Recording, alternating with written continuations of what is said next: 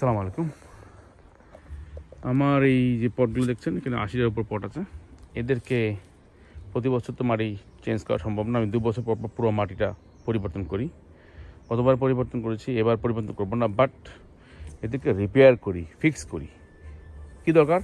Nitrogen base খাবার আর বিভিন্ন nutrient add করি। তো দেখাচ্ছি আমি কি করছি।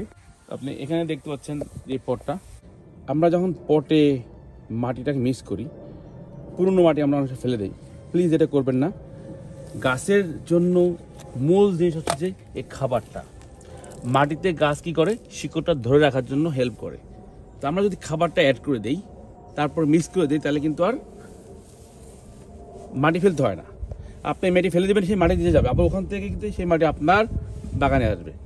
তো আমরা কি করলাম, এখানে দেখেন এই পুরোনো মাটিটার সাথে আমি হাফ মাটি বের করে ফেলেছি। দিতে হলে আরও কিছু মাটি বের করতে পারেন। এই দেখেন বের করে নিলাম আমরা।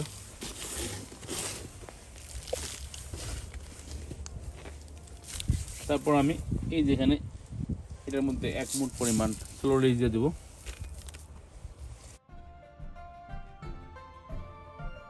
আর 1 মুঠ পরিমাণ বন মিল।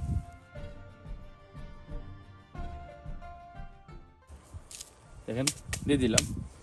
এরপরে আমার এই যে টুলস, এটাকে এখানে যে কোনো ড্রিলের সাথে আপনি অ্যাড করে নেবেন। ড্রিল বিট, বাট একটু ডিফারেন্ট ডিগ করার জন্য, but make sure you have the handle one, কারণ এটা অনেক স্ট্রং, হেভি ডিউটি। এরকম একটা কাভার নিলাম যাতে মাটিটা স্লিপ না পড়ে।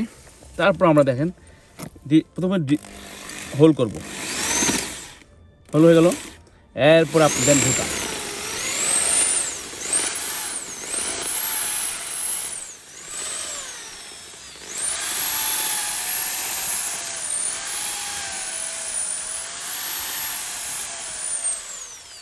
এখন আমি যদি উঠাই, দেখেন এই মাটিটা, মানে শিকড় যে কি আরাম পাবে না এখানে, যেতে দেখেন কত নিচে পর্যন্ত, দেখেন মাটিটা কি সুন্দর হয়েছে। এবং এই যে খাবারটা দিলাম, খাবারটা এত সুন্দরভাবে মিক্স হয়েছে। অবশ্যই যখন গাছটা বড় হবে, তখন আমি এই নিচ দিয়ে দেখেন আবার লিকুইড খাবার দেবো। শিকড় কিন্তু খাবার পাচ্ছে। সো মাটি, পুরোনো মাটি ফেলে দরকার নাই।